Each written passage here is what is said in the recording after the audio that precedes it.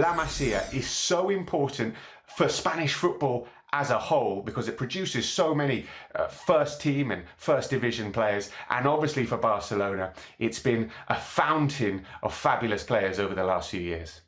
Ahead of Barcelona's Champions League semi-final second leg against Inter Milan at San Siro, we thought we'd focus on the factory of young talent that they have. It's known as La Masia, the academy at Barcelona. It's produced so many great players. Xavi, Puyol, who can forget them, back in the 90s.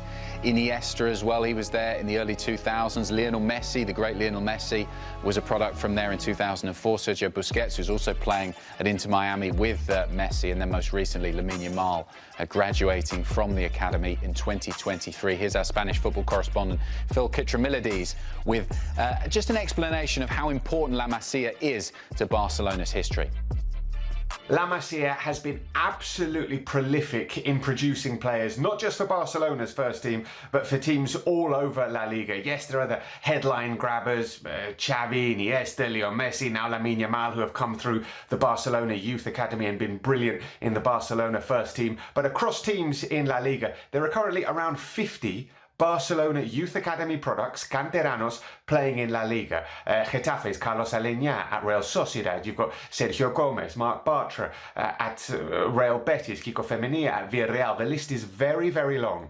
So La Masia is really important for Barcelona, but it's important for Spanish football as well, because these players are given a very specific, a very thorough footballing education at La Masia. Some of them make it into the Barcelona first team. The majority do not, but they go on to have long and successful careers at other clubs in La Liga and in Europe beyond.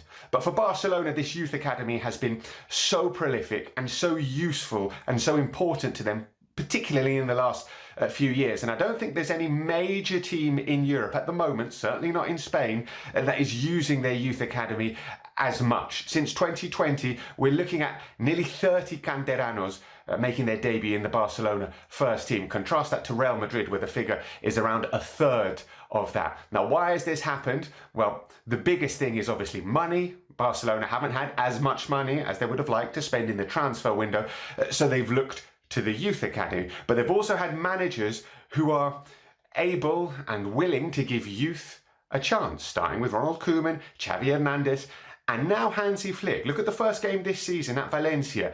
Two relatively unknown midfielders starting that game, Marc Bernal and Marc Casado.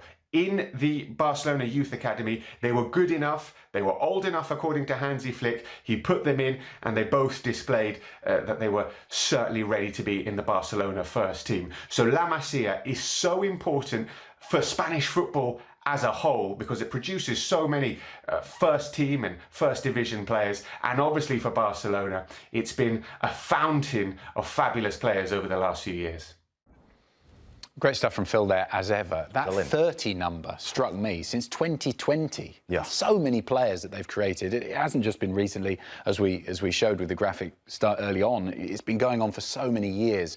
Barcelona is just a factory of talent, turning out great players season after season after season. Yep. The latest and greatest, arguably, is Lamine Yamal. Can you put into words the impact that this guy has had on this side? No, you cannot put it into words. I mean, impact is obviously something he has done, but this kid is an absolute superstar. What he's doing on the world stage, obviously, for the world's media, for supporters around the world, they're now becoming Barcelona fans because of his ability, the way he entertains us, the way he scores goals, the way he creates opportunities. The statistics simply don't lie for what he has already done as a 17-year-old. But this kid is breaking record after record after record. This goes all the way back to the Euros, by the way, having won that trophy, being the youngest player to do it. Obviously, I think he broke 7 records going all the way through the Euros. If you look at the Champions League records now for the youngest player to obviously play at this level, to score at this level, to score an assist at this level, his name is next to all of them. I think the youngest player to ever play is Yusuf Moukoko from Borussia Dortmund. So that's the only one he doesn't have. But everything else, this kid belongs. So what he's done for football and what he's done for FC Barcelona as far as jersey sales go and as far as the media attention, he deserves all the accolades. Because at the end of the day, you get credit for your ability and your footballing ability to entertain us all. That's why he's there. La Masia creates a number of great stars. And as you pointed out there, and Phil did such a great job of the names who have come through there. And there are some remarkable names who are still in world football now who don't get to play in the first team. And yet this kid at 17 years old is probably the reason why Barcelona are as dangerous as they are and might go on and win another treble. He's that good. He's so dangerous. He's so creative. He's explosive. But most importantly, he is entertaining. He is one of the reasons why Barcelona are bringing more fans over and why other teams' fans are starting to applaud his ability, because we see so few rare talents like him in our lifetime. His style of play is also, he's a prototype for a Barcelona player. He is the kind of player that they produce year in, year out. What is it that he does that you think fits into the mould of the kind of players that they are able to produce? I'm trying to put my hands on exactly what type of player this guy is. Who does he remind me of? Could we connect him to a Lionel Messi? Yes, he's got a left foot. Yes, he loves to put that ball in the far corner. Does he have the goal-scoring ability? Probably not just yet, but will that come? That's yet to be determined. He certainly loves, obviously, coming in from that right-hand side on that left foot and putting the ball in the back of the net. He has the pace and the determination and the composure of a Thierry Henry once he gets in behind. He's a bit of a mix between a Robben and a Ribéry as far as having the confidence to be able to take on players and having the enthusiasm to make defenders look silly. I would have hated playing against this guy because you never quite know what he's going to do next. I don't necessarily put him into a category of a La Masia player. I put him in the category above because in my personal opinion, there has been some world-class players, yes, absolutely come out of La Masia who have gone on to make a great name for themselves. And you can see some of the incredible household names through multiple generations.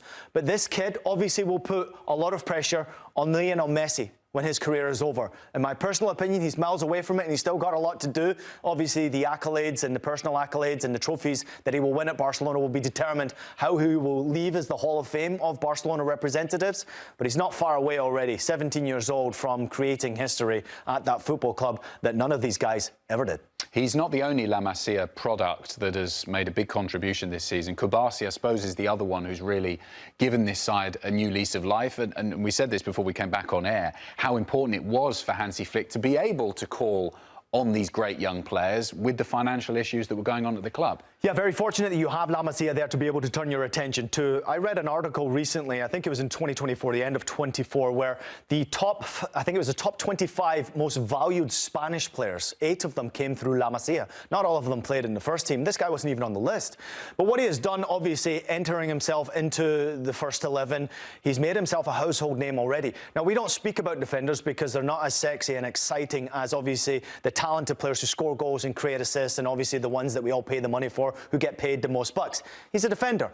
But what I love about this guy is his tactical awareness. The high line that Barcelona play, and you will see it also against Inter Milan, is incredibly dangerous. You need to have a tactical awareness and an ageless brain here.